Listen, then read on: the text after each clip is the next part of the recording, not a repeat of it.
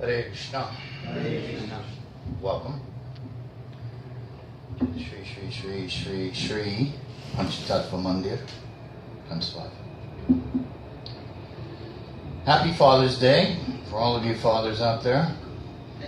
Unknowingly, I think I picked a subject that fits in nicely with fatherhood. My talk today is entitled Dharma, Personal versus Professional. Could I have a little more light? It's kind of in the dark here. I'm on my pages here today. This is going to cover two of my favorite subjects, Dharma and leadership. Never get tired of talking about those two things. In the scriptures, Vedic scriptures, Mahabharata, Ramayana, the Bhagavat, Srimad Bhagavatam, those three, that's what we will focus on today and take our lessons, hopefully, from there. The Bhagavatam, of course, is a prequel to the Mahabharata, and it tells us the story of Krishna's early life in Gokul. These three shastras, or scriptures, deal with every possible or conceivable family issue. Intergenerational conflict, succession planning, and sibling rivalry. The situations in those shastras inform us with thoughts and ideas of timeless wisdom, which are just as applicable today as they were thousands of years ago. They teach us how to manage personal, family, and professional relationships, which we all pretty much are faced with on a daily basis. And when do we need to manage those things? When we're faced with situations that are dharma sankat, ethical dilemmas. What is the right conduct or path of action in this circumstance? Prabhupada has taught us Desha Kala Patra, time, place, and circumstance. Whatever principles you're trying to apply, such as dharma, ethics, morals, whatever, we always have to consider time, place, and circumstance. Do we have to make adjustments? I dare say we do. Otherwise, we're not paying attention. So, firstly, the definition of family. What is the definition of a family? Even now, from back then, when those Shastras were recorded to now, the definition of a family has morphed and changed considerably. But let's look at it from back then.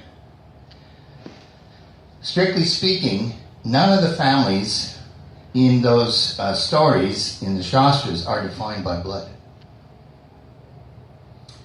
Ram and Lakshman in the Ramayana are half-brothers. They have a common father, but a different mother. The 5 Pandava brothers, they have three of them have a common mother, none have a common father. Krishna is given away to a foster family at birth, right? Yashoda, Nanda. And Baladev, his half-brother, is from a different mother, same father. So therefore, with that in mind, does blood, law, or custom define a family necessarily? No. What really defines a family? Is it not mutual respect, trust, and love? That's what defines a family. That's what defines a bond. That's what defines a kinship. We all have friends with whom we are closer than we are to our own family members. Do we not? We all do. We've all experienced this, I think. If there is no mutual respect, trust, and love within that structure, then the codes of behavior or the rules become what? They're meaningless. What good are the rules if we don't have any mutual respect? Right? And in that vacuum, what comes in? What rushes in like the wind in the Wicklow Mountains? Mistrust, power, and control take over. Such as in the case of the Kauravas in the Mahabharata, and our great villain, Ravan, in the Ramayana.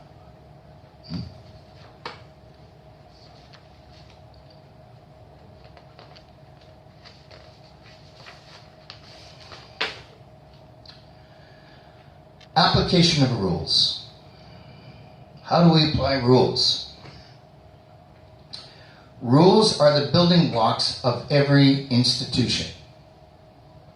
Without rules, you cannot have an institution. We have to know what the boundaries are. We have to know what the expectations are. We have to understand the guidelines. The members who agree to go along with the rules are, by analogy, the sheep. The sheep all agree to go along. Not a problem. Oh, we're this way? Oh, we're going this way? Okay. And the independent guy who challenges the rules, well, he's the goat. Or the free thinker, or the revolutionary, he's the goat. Right? He's not one of us. Right? In Greek traditions and stories, they understood that the goat was the free-thinking goat. He was the free thinker. In biblical narratives, they celebrate the sheep. And they equate the goat with whom? The devil, Satan. That's how it is in the Bible. But in Indian epics, in the Vedas, it's very different. The rules are not as important as the intent behind your actions. So, if the intent behind the action is sound, true, honest, then sometimes the rules get shifted. So the intent is more important than the rules in some circumstances. So with our stories, who actually follows the rules? You may be surprised. Duryodhana follows the rules when they suit him in the Mahabharata. He picks and chooses according to his whims. And the result is the Battle of Kurukshetra. Well, that's what happens when you operate in whim, fantasy, and self-interest. He's the great antagonist of the Mahabharata. Both Krishna, hero of the Mahabharata, and Ravan, villain of the Ramayana, break the rules. Here's the two rule breakers, right here. Krishna and Ravan, in the same sentence. Can you imagine? In Gokul, Krishna brings joy to the residents of Vrindavan with his many pastimes, such as stealing the butter, breaking the rules, breaking the butter pots, feeding the monkeys. It's breaking the rules. He fulfills the deepest desires of the gopis, the cowherd maidens, by luring them to join him in the midnight rasa dance by the light of the full moon in the Sharat season. Fulfilling their deepest, deeply held desires from many, many lifetimes to be with Krishna in such an intimate setting. Do you know how long the rasa dance went on for? Do you remember? 1 day of Brahma. 1 day of Brahma in human years is 4,300,000,000 human years. Now you know you must be in the transcendental world because the brain short circuits when you try to wrap your mind around that. That's how long the rasa dance went on for. I mean, why stop, right? If you're having the time of your life, isn't that you? Oh, I wish that this would never end. You said that? Maybe you don't remember it since you didn't say it since you were a child. But we used to say that. Maybe you still say that. If you still have your childlike nature, yeah? It's good to have that. Okay. Krishna is also willing to break the rules when it comes to defeating the enemies of the Pandavas. And who are the examples of that? Jarasandha and Bhishma, put the wheel after him, and the Kauravas. Right? Krishna breaks the rules. Why? Essentially for one reason, to please his devotees. That's what Krishna is motivated by. The loving reciprocal relationship between himself and his devotees. We've been over that numerous times. That's why most of us are sitting here. Ravan breaks the rules, again, like Duryodhana, for his own whims and desires. What does that result in? The burning and destruction of the beautiful city of Lanka. Again, egocentric actions based on whim and flippant desire. Look what it results in. Destruction, endings, death. So let's expand it out a little bit and say families, family businesses, companies etc. They need both the Rams and the Krishnas to maintain the welfare of the kingdom or the business. We need the Rams and we need the Krishnas. We need the guys who follow the rules like Ram does, always upholding Dharma, doing the right thing for the right reason. And we need the Krishnas. Okay, we might have to bend this one a little bit here to make this work. Huh? Isn't this not practical? Again, it depends on what? The intent behind it. The motivation behind it. What are we trying to achieve? It's not for your own benefit. That's not the correct motivation.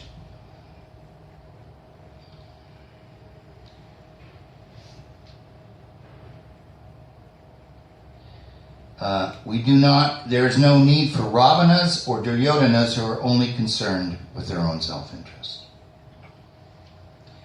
So now, what is the relationship between family and business,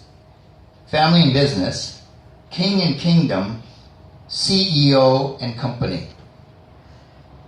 Because we can extrapolate these in the same manner, yeah? In the Ramayana, the kingdom of Ayodhya is more important than the family of King Dasharatha.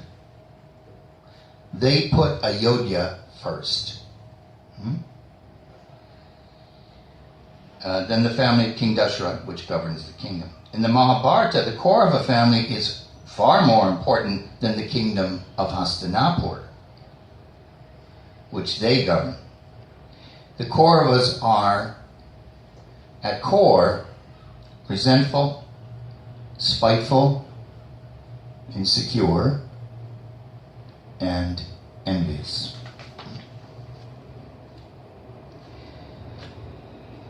In the Ramayana, Ram agrees to go into exile.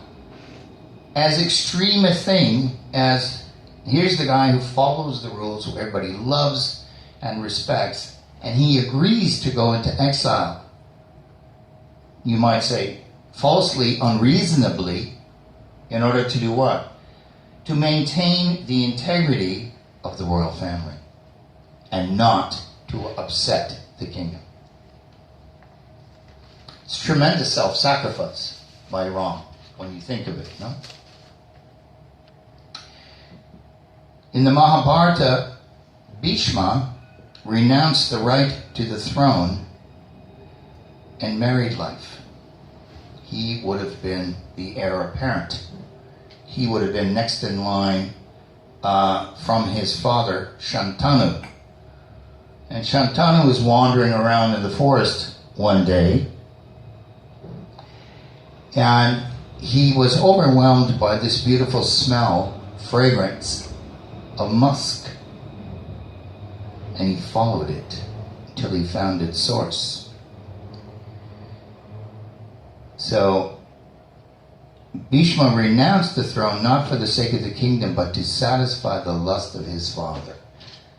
He found, Shantanu found a beautiful woman in a hut in the forest, a fisherman's daughter, Satyavati. She's a Shudra. He is a Kshatriya. And in order for his father's lust or desire to be satisfied, he renounced the kingdom, because Satyavati's father said yes to the king, you may marry my daughter, but her firstborn shall be the heir apparent and be king, not your son, who was Bhishma.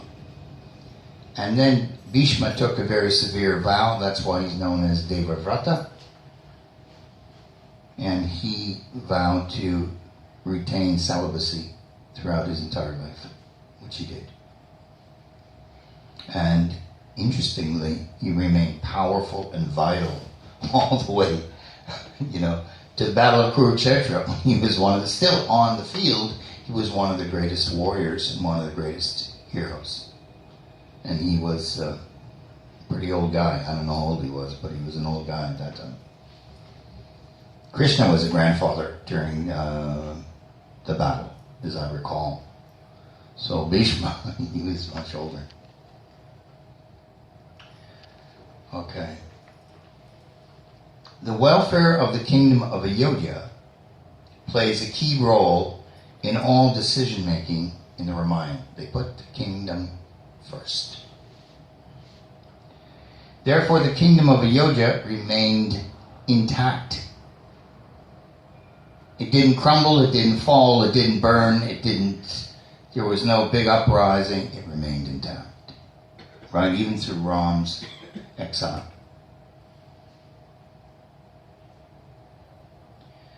But not so in the Mahabharata. The kingdom of Hastinapur becomes divided and fought over. I mean, that's really the whole crux of the story. And the kingdom of Indraprastha, which became the Pandavas' kingdom when they were ostracized out to scrubland where nothing grew, but they transformed it into this beautiful garden and wonderful city. The kingdom of Indraprastha was gambled away. That's what happened. But placing the kingdom above the family in the Ramayana came at a price. We maintain the kingdom, but the same royal traditions that celebrate the son's obedience of the father's wishes also demanded that a princess of tainted reputation should not become queen. Sita, though pure, her chastity intact, and proven so by entering fire when she was rescued by Ram, and Agni, the fire god himself, carried her out, assuring that her virtue was intact. She had lived for a year in a garden in Lanka, and still what was best for Ayodhya was not best for the family, the relationship between Ram and Sita, even though she was proven innocent. So what does this tell us? And they were following the rules. This tells us that we do not live in a perfect world, my friends. No matter how hard we try, we can never make it perfect or right or just in every circumstance. Virtually impossible. If it's virtually impossible for them, it's virtually impossible for us. And we know from Bhagavad Gita that every endeavor in this world is covered by some fault or flaw.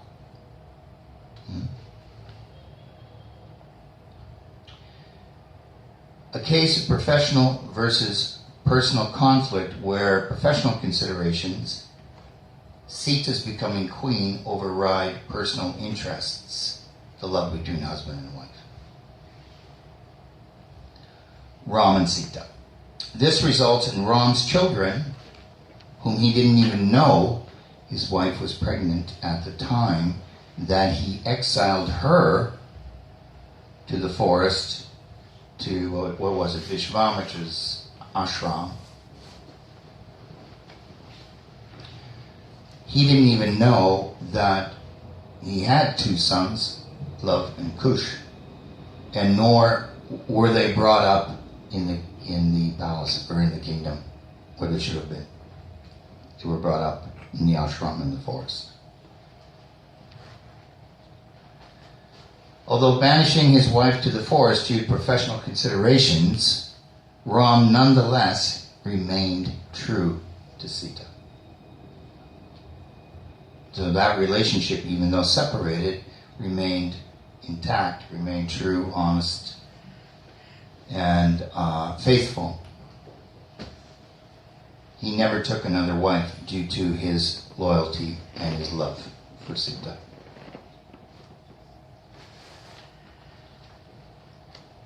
What is true Dharma. Dharma is the journey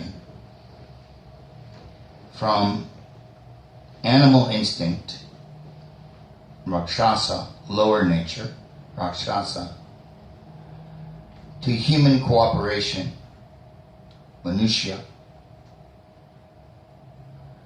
to divine love, Deva, Rakshasa, Nara or Manusya, Deva. That is the journey. That is our personal, individual journey of evolution as souls in bodies in this world. If we do not evolve and grow, then what are we doing here? We're occupying space. No offense.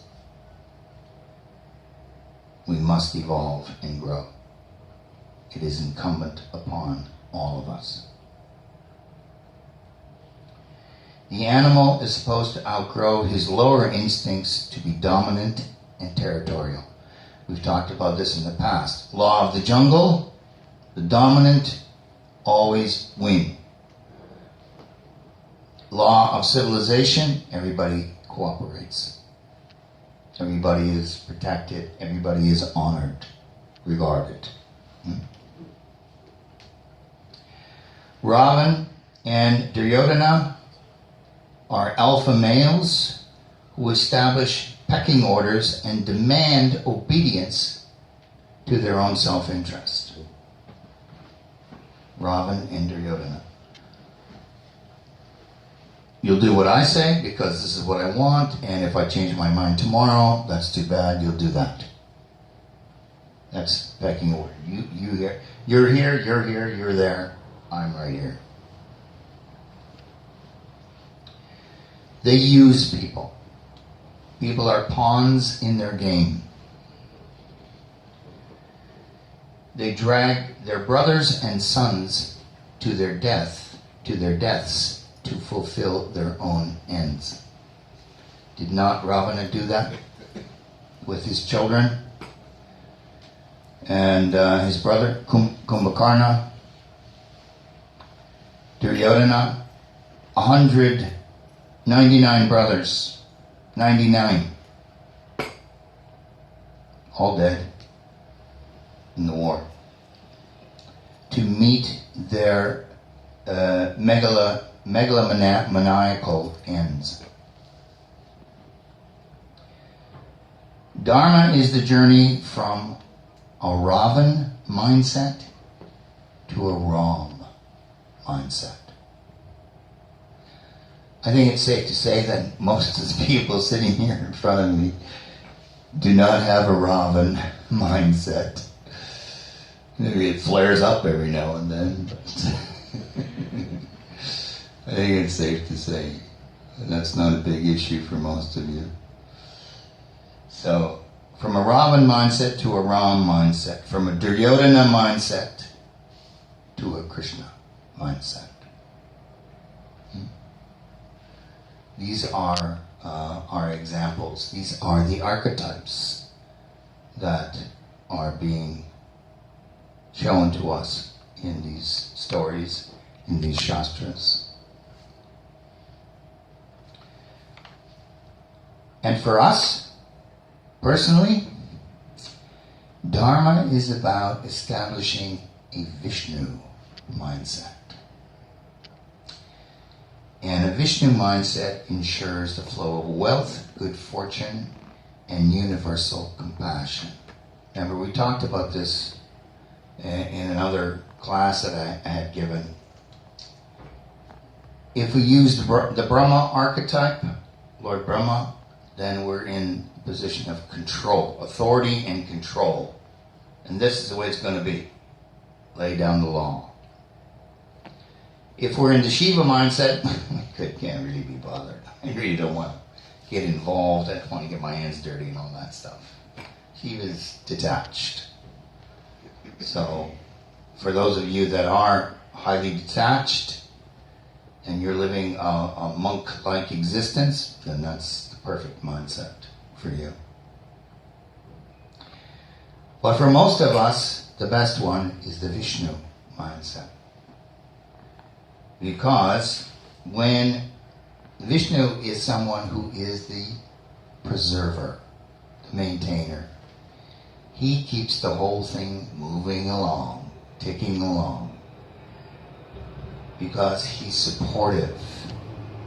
He's not demanding, he's not neglectful, he's supportive. And he makes the adjustments that are needed to be made so that we can forge ahead and move along. And what does it attract? It attracts, as we said, wealth, good fortune, and universal compassion. Why? Because Vishnu's wife is whom? Lakshmi, goddess of fortune. We want good fortune. We want good events and experiences in our lives. We don't want lack. We don't want bad luck.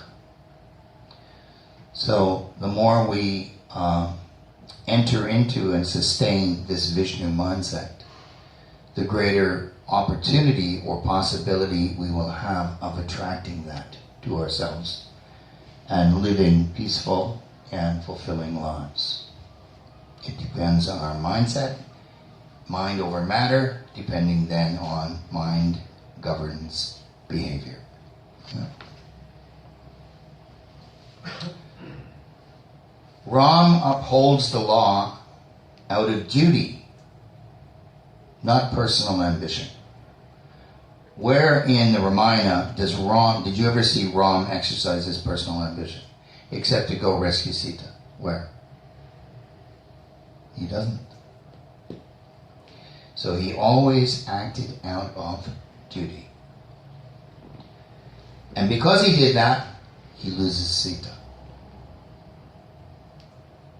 That's what it cost him, no? Krishna is a passive participant in all what goes on in the Mahabharata. Vishnu. He's more trying to iron things out, smooth things out, mediate, resolve conflict, correct? So, Krishna is a passive participant in a war not of his own making. It wasn't his actions that started the war or brought the conflict to the precipice of war.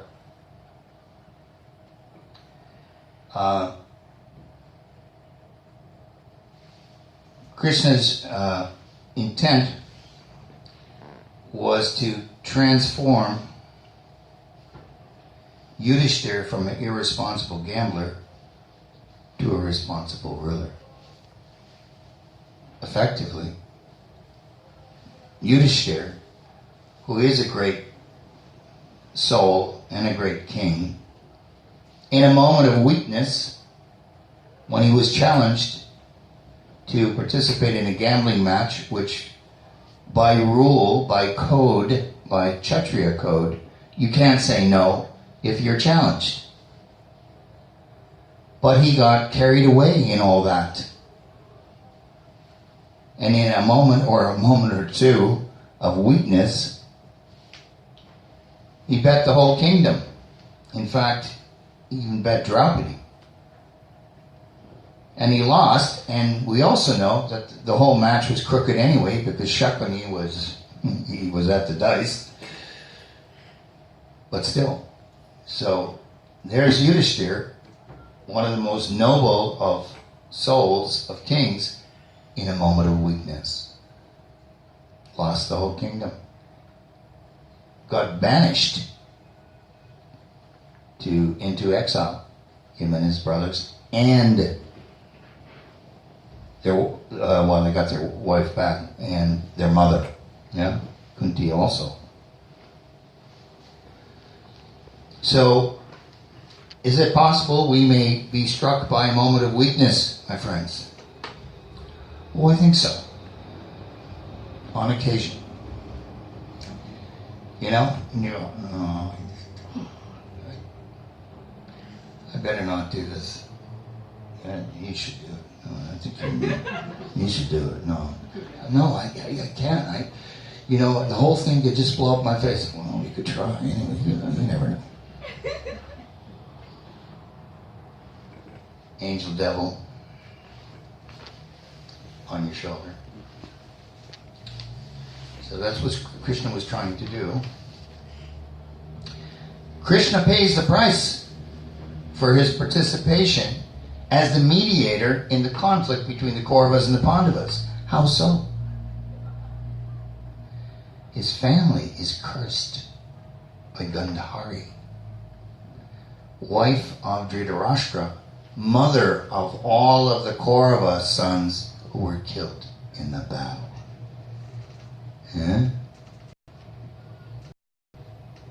After the 18-day battle, Krishna meets Gandhari in anger and grief over the death of her sons and the Kaurava soldiers.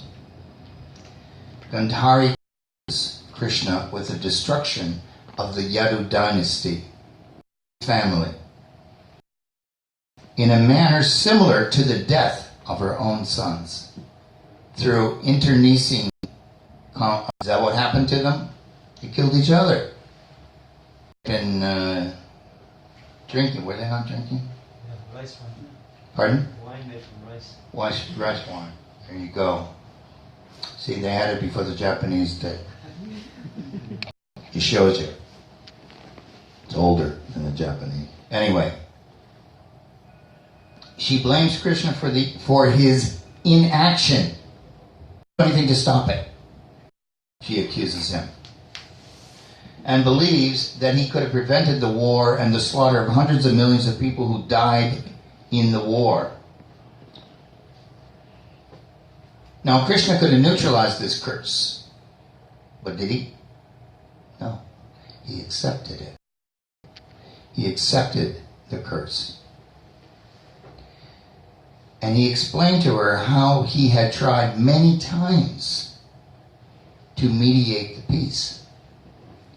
And how Duryodhana, her son, and Dhritarashtra, her husband, refused him. Yet she blamed Krishna. He also explained how Duryodhana and the Kauravas had tried many times in the past to kill the Pandavas. House of Lac, many times, a few times. Put Bhima in the river and tried to drown him. Right. Interestingly, and of course, you know, the Yadavas, the Yadu dynasty, they had this fight. They were all killed off, and Krishna left the planet about that time, right? Now here's an interesting footnote. Where was Gandhari from? The kingdom of Gandhar. What is that modern day? Afghanistan. What's happening in Afghanistan, I ask you, all these years? War. I know you're going to say, oh, come on, that was 5,000 years ago. I'm just telling you. I'm only mentioning there's still a war going on in the kingdom of Gandhar, right? I know there's many nice people there, but there you go. What is the role of a leader in the family, in business, in the kingdom, whatever? What is the role of the leader? The leader, or the karta, his role is, or her role, is the yajaman. One who offers the sacrifice. One who establishes sacrifice. One who does things on behalf of sacrifice for a higher result. the Yajman offers everything to Krishna. By offering everything to Krishna, it removes the ego and the self-interest and acknowledges that God, who created everything, is the owner of everything, as benefit for the business. Correct? Or the true leader is not the one who establishes the pecking order. Yajman or true in charge of. Many of you are in charge of all kinds of things. Increase his to the needs of his family, staff, his employees. We have to become thoughtful. We have to become perceptive. We have to open up and be approachable.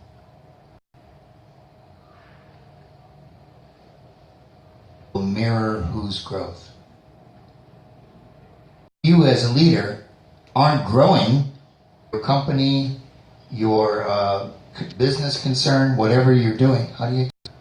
We get stuck. We're humans. We all get stuck for a while. Okay. But you cannot remain stuck. Or counsel or something to help you shift that, no? I always smile when people say, "You're old for that." Well, you're breathing the air, aren't you? You're old. You're never too old. Oh, I'm too old to grow and evolve. It rocks. Oh, yeah. No. Then you're not paying attention. You do that to the day you die. You're never too old to learn. Nice paper of a woman 98 years old. She got a university degree. She had her cap and gown on. Big smile on her face, you know. It's great, you know. She was happy. I guess it was a lifelong dream of hers. She kept growing.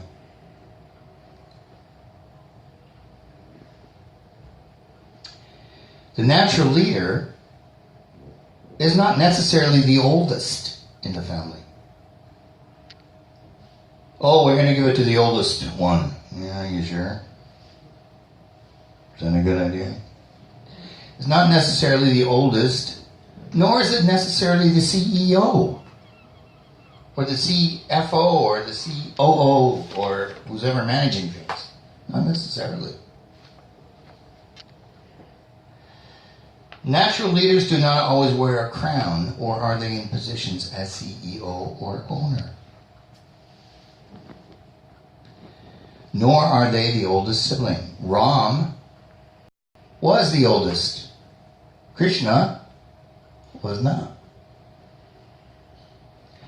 The natural leader is the person who most effectively understands people and their potential, and who encourages them to grow and develop according to their own unique nature or dharma. Did you get that?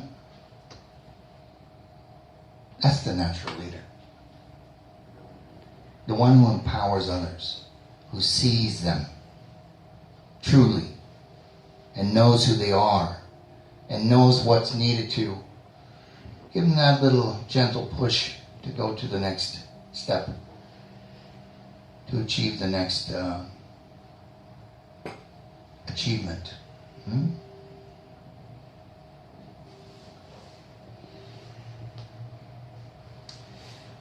Once Lakshman and the Ramayana, he complained to Ram, he says, I always have to obey you because you're the oldest. Ram replied, no, don't worry. In our next life on earth, you'll be the oldest, but you'll still agree with me because all my actions will be based in Dharma. So this Krishna and Balaram. Oh, don't worry, you'll be the oldest next life, but I'll still be running things. Yeah.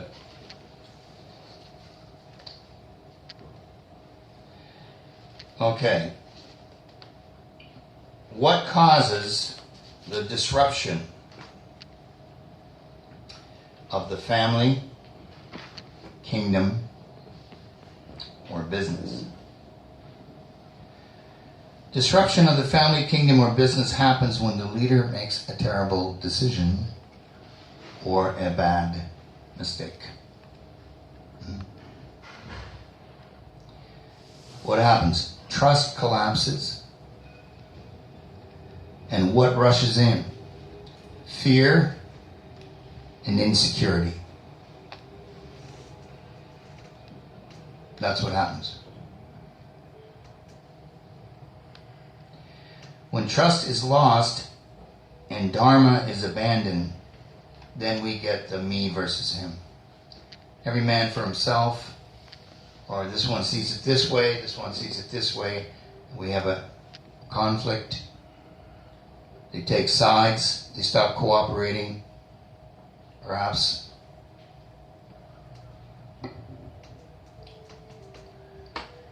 That's why the true leader always holds God in the center of all actions. That's why we practice bhakti yoga. Everything we do is an offering. We do it with Krishna's pleasure, Krishna's satisfaction in mind, for the reasons I've already given.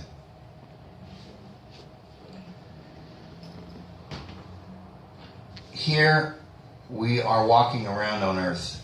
That's your horizontal line. Often people think this is the competition, or the competition theory.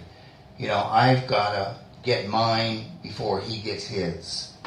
There's only so much to go around, and I need to get mine. If he gets it, there won't be enough for me. I'll lose out. Right? So that's what you get when we're walking around this horizontal plane, this man, for example. We put God in the middle. Now we have the triangle, where we have the vertical line coming down, the divine energy, the human energy on the horizontal plane, the divine energy on the vertical plane. What do we have there? The cross. That's where they get the symbol of the cross. That's what it means. It's incumbent to always have God in the center. Then, if we sincerely try to do that, there's much less of a chance that we will be victimized by our own ego or that of somebody else. So this is what we need to keep in the center, our consciousness of God and our service to Him for the greater good. Everything we do is not just for ourselves. It is, if you're following Dharma, you are acting in harmony with your nature, satisfying your own nature, benefiting yourself, and making a contribution to the world around you. Win-win.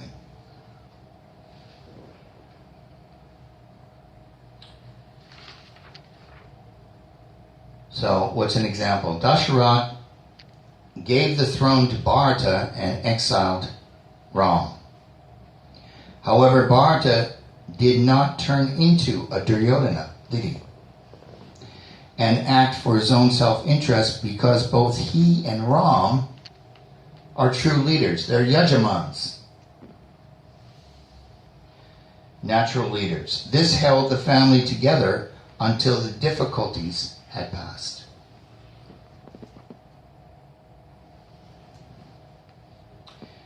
So the growth of the family, the kingdom, or business depends on the growth of the leader. Yeah. Okay.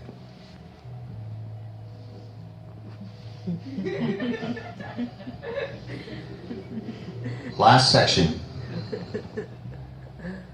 before the blues takes over. And it's coming through the window.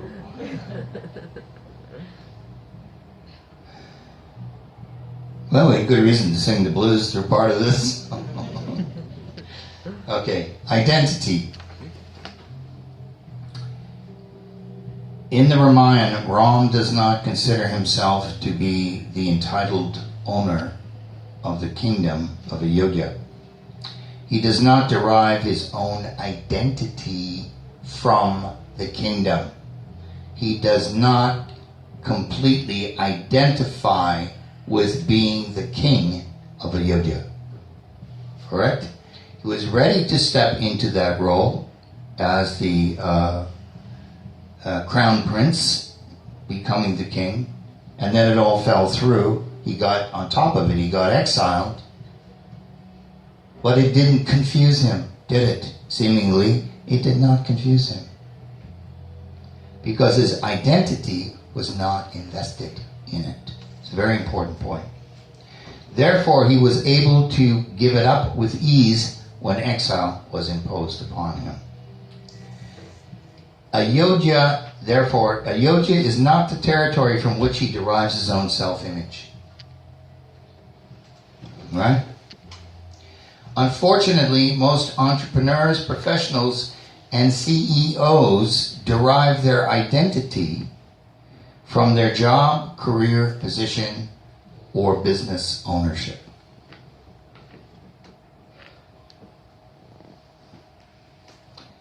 How many times do we tell people what we do before they even ask us?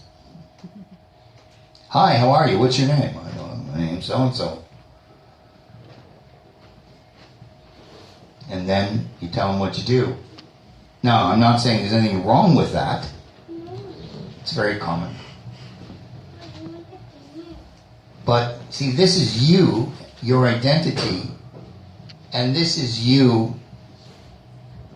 as your position or your status, or you as the manager or the owner or whatever you may be.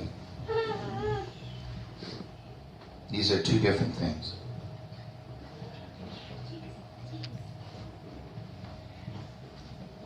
Some people have difficulty separating their own identity from their professional status or function. The typical rules or guidelines of corporate governance will never create a Ram or a Krishna or an enlightened leader. Because any set of rules and guidelines that are attached to businesses, companies, and corporations, my friends, I don't read them all, but I have a lot of those people that are clients of mine. They do not lead to enlightened leadership. That's not what it's about. It's about profit. In the modern age, it's about profit. It's about how much work or product you generate and how much profit, and can you have it done by tomorrow. Tomorrow, I'll have to pull an all-nighter. That's good. Why don't you do that? I'll see you bright and early in the morning. Especially you guys in tech business. You know that one. I got hundreds of clients in Silicon Valley. I go there about once a year and pick a few of them up and dust them off. Tell them to go home and have a sleep.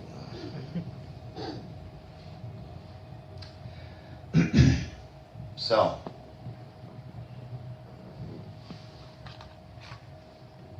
the rules of corporations and businesses, they have their rules for reasons, but those are not the rules to live by.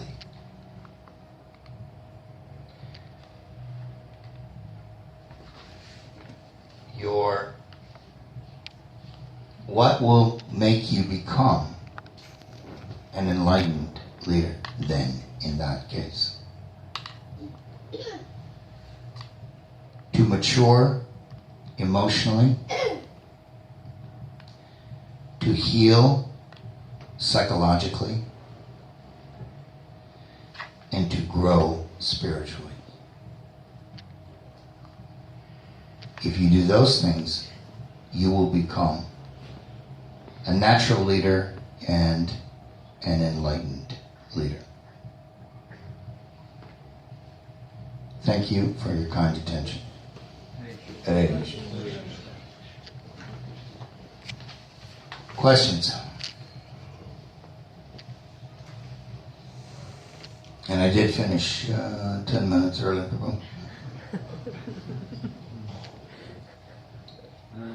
Thank you very much for a very enlightening, and uplifting class. Thank you, Bo. When you spoke about the proper utilization of application of Dharma according to time, place and circumstance, an example came to my mind. I thought it would be nice to hear your elucidate on it. In the Srimad Bhagavatam, there's a pastime where the 8th canto, where Vishnu, he advises the demigods to make a truce with the demons at a particular time.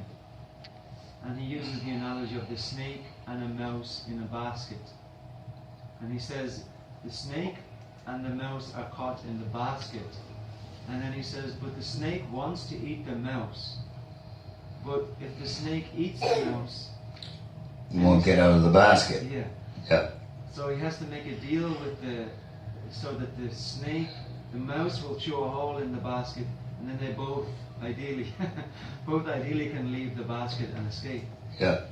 So I've meditated on this in different situations in my life. I think sometimes I have to go with the flow of the negative energy at this moment in time. So you're, more often than not, you're the mouse in these situations. Well, I like to think of myself sometimes. Go ahead. So, seeing the situation is there, and I'm thinking I want to do the right thing, but I'm in a situation where there's less than virtuous energy around me. Mm-hmm. And then I'm thinking, if I fight against this less than virtuous energy, it's going to cause more disturbance. Can do. If I go with it for the time being, and then then I can escape when virtuosity becomes more apparent and more prominent. Yeah. So I'd like to hear you say some words about that dynamic. Well, I can say a couple words about that.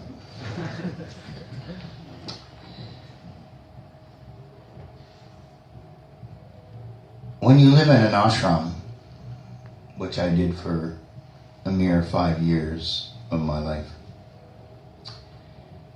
in Krishna ashram,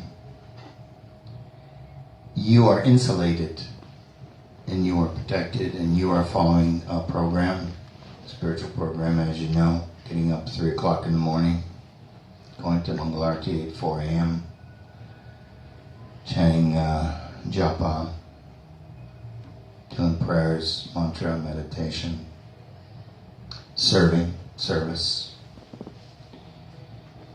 It's and then you keep doing that. It just generates this powerful force, spiritual force, and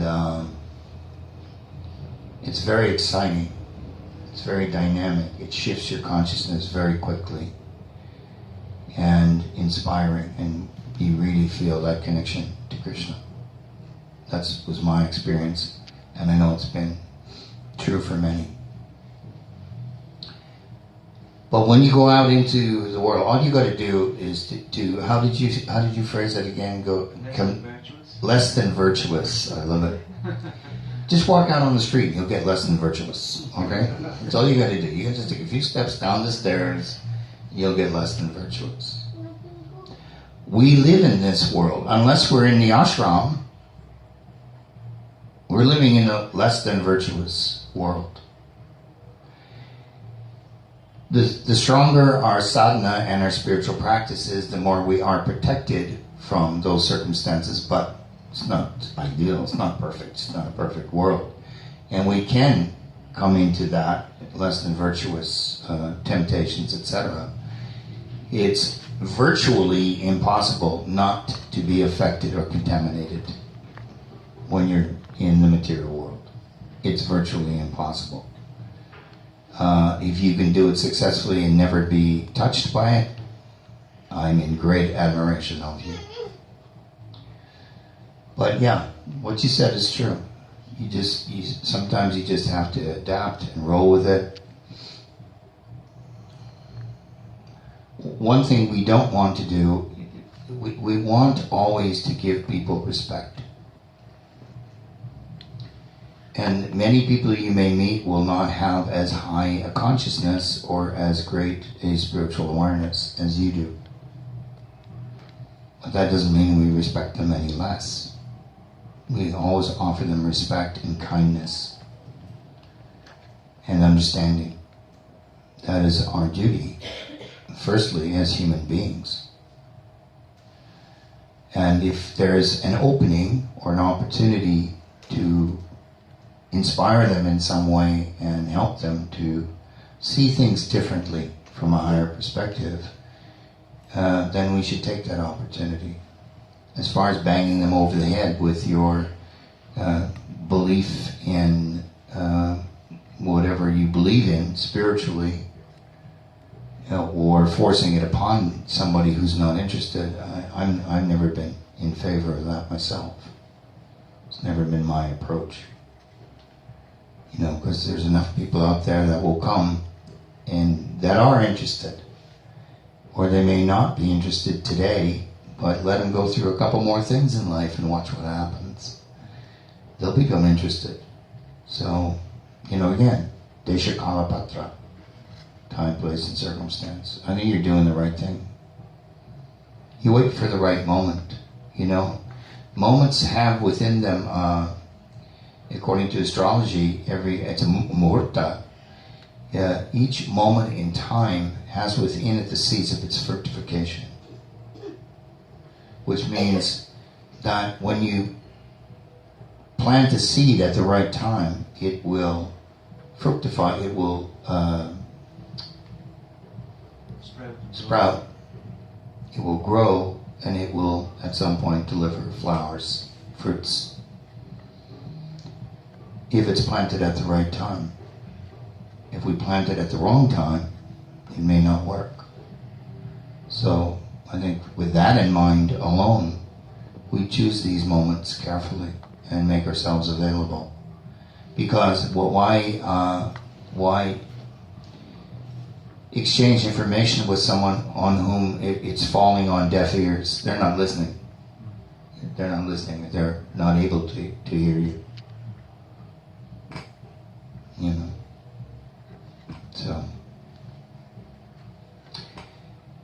So the mouse ate through the basket, and there's many different endings you can get. Yeah, I know. And there's several endings to that. But if the snake eats it, then he might be too fat to get out of the basket also. If he eats the mouse and tries to escape after the mouse. Oh yeah, right. That's good. Yeah, I love that story. Vishnu, I don't think the story goes that the demigods and the demons they work together. They churn the ocean of milk. Yes, I know. So the demigods, who are the proverbial snake, they got the nectar, and then Vishnu came and he took the nectar in the form of Mohini Murti, and he gave it to the mice or the demigods, and they became immortal, and then they were able to defeat the demigods. Yeah, except for Rahu.